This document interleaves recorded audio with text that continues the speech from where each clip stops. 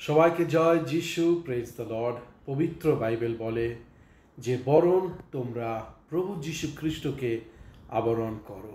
কোথায়? নিজের জীবনের মধ্যে। দাদা, কোথায়? আমার হৃদয়, মন, আত্মা, প্রাণের মধ্যে।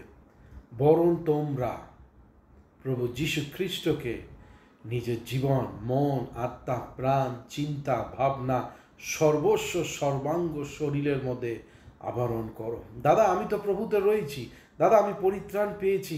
দাদা, আমি প্রভু ভোজ নেই।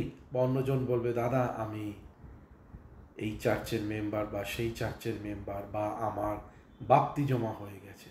বরং তোমরা, এবার তোমরা কারা সেটা আমি বলতে পারছি না, কিন্তু তোমরা শুধু সেই পার্টিকুলার ব্যক্তিকে বলছে তুমি বা তোমরা, বা আমাকে বলছে যে তার মধ্যে জীবন এবং মৃত্যু নিয়ে খ্রিস্টের মধ্যে যারা চলছে তাদেরকে বলছে। সেই ব্যক্তি কে আমরা জানি না।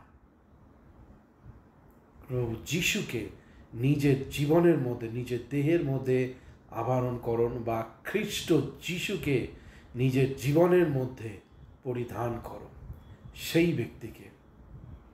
এবার প্রশ্ন হয়েছে, খ্রিস্টকে আপনার এবং আমার জীবনে পরিধান করতে বলেছে।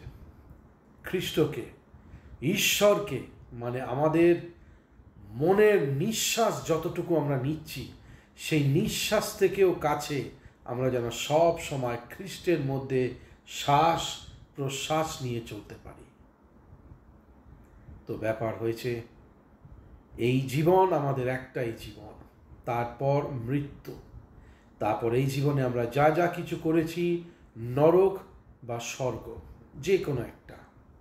তো সেই হয়েছে ব্যাপার, যতদিন আমি জীবিত রয়েছি যেন খ্রিস্টকে আমার জীবনে আবরণ করে চলতে পারি। আশা করি আমরা কিছু না কিছু আমরা শিখতে পেরেছি এই ছোট্ট ভিডিওর মাধ্যমে।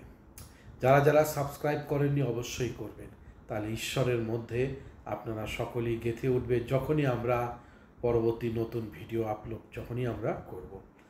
প্রত্যেকের জন্য প্রার্থনা করি, পিতা, পুত্র, পবিত্র আত্মার নামে প্রত্যেককে তুমি আশীর্বাদ করো, প্রত্যেকের জীবনে পরাক্রম করো, আশীর্বাদ করো সকলে প্রভু গো, যেন তোমার মধ্যে, বাক্যের মধ্যে আমরা সকলে গেঁথে উঠতে পারি। যিশুর নামে চাইলাম, আমেন। সবাইকে জয় যিশু, প্রেজ দ্য লর্ড।